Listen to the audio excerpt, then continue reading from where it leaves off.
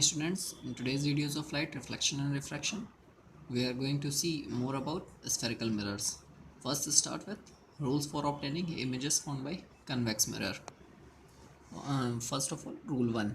A ray of light which is parallel to the principal axis of a convex mirror appears to be coming from its focus after reflection.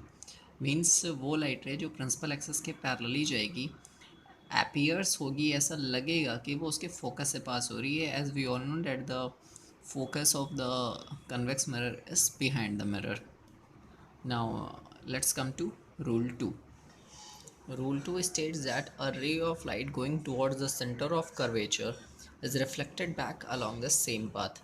Means वो light ray जो centre of curvature पे जाती है वो same path पे reflected back हो जाएगी.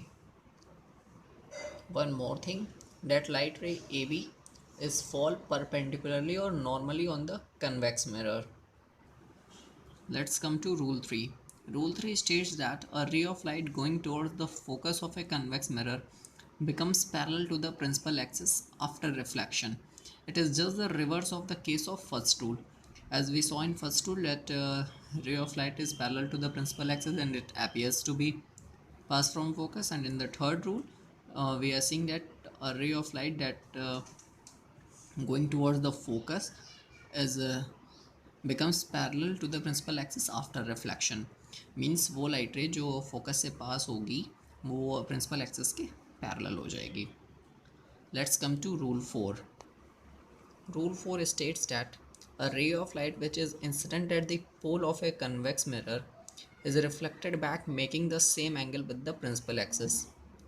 Means एक लाइट रे जो इंसिडेंट हो रही है पोल पे कन्वेक्स मिरर के वो सेम एंगल बनाते हुए बैक हो जाएगी रिफ्लेक्शन के बाद, as we saw in this figure that a light ray is coming and is reflected back making the same angle, incident angle I and the reflected angle R. Now start the top of we will going to see formation of image by convex mirror. Image formation कैसे होता है convex mirror से. Case first है when object is placed anywhere between pole and infinity in front of a convex mirror. दो cases हम लोग इसमें पढ़ेंगे. पहला केस है कि ऑब्जेक्ट को कहीं भी रख दिए पोल और इन्फिनिटी के बीच में कन्वेक्स मिरर के. तो देखते हैं इसको कैसे होता है. ये पोल और इन्फिनिटी के बीच में है, एक light ray parallel to the principal axis जा रही है and it will be appears to be going through focus, and second light ray जो सेंटर ऑफ कर्वेचर की तरफ जा रही है वो उसी पाथ पे बैक हो जाएगी. हम इसे मैच कर देते हैं एंड जहाँ पे ये दोनों लाइट रेज इंटरसेक्ट करती हैं वहीं पे ये इमेज फॉर्मेशन होता है. तो जो इमेज फॉर्म होगी वो behind the mirror between pole and focus पे बनेगी, मतलब पोल और फोकस के बीच में बनेगी, मिरर के पीछे.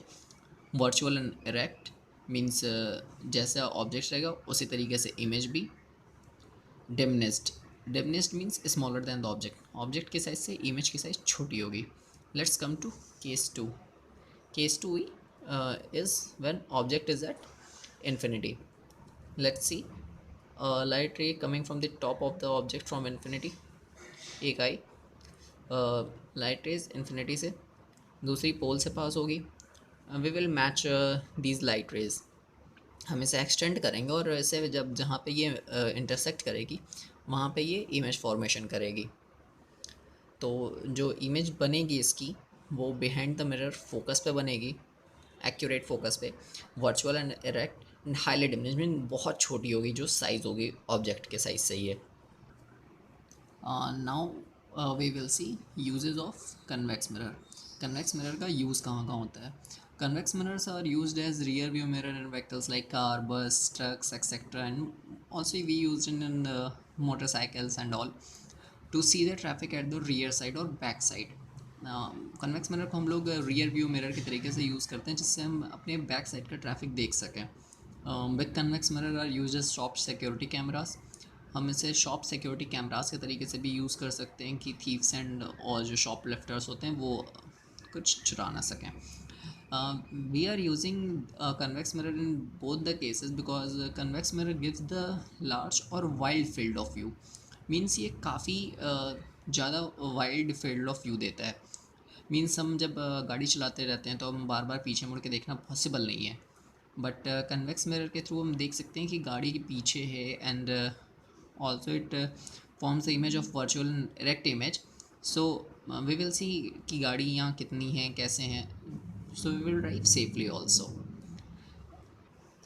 Now how to distinguish between plane, concave and convex mirror. अब मान लो आपके सामने जो है तीनों मिरर रख दिए जाएं और विदाउट टचिंग एंड विदाउट कुछ की आपको बताना है कैसे. तो just we will look into the mirrors and we will find out कि अब है क्या कि that plane mirror produces image of the same size. जो प्लेन मिरर होता है वो आपकी इमेज आपकी एकदम जैसे हो आपकी वैसी इमेज बनाएगा. कनकेव मिरर प्रोड्यूसेस अ मैग्नीफाइड इमेज. कनकेव मिरर जो आपकी इमेज बनाएगा वो आपकी बड़ी इमेज बनाएगा, एंड कन्वेक्स मिरर जो बनाता है वो आपकी छोटी इमेज बनाता है. Just by looking into the mirror we will find that which type of mirror it is, either it is plane, concave or convex. Let's come to mirror formula. A formula which gives the relation between image distance b, object distance u and focal length f of a spherical mirror is known as mirror formula. वो formula जो relationship देता है हमें image distance, object distance और focal length के बीच में, हम उसको मिरर फार्मूला कहते हैं. ये इसको हम लोग ऐसे लिखते हैं 1 image distance plus 1 object distance is equal to 1 focal length. या इसको अगर फार्मूला व्यू में रखेंगे तो 1/v plus 1/u is equal to 1/f, where v is image distance, u is object distance and f is focal length. Let's come to the linear magnification. Linear magnification is the ratio of height of image to the height of object is known as linear magnification. It is denoted by m. M is equal to h2 by h1. h2 is height of image and h1 is height of object. The linear magnification produced by a mirror is equal to the ratio of image distance to the object distance with minus sign.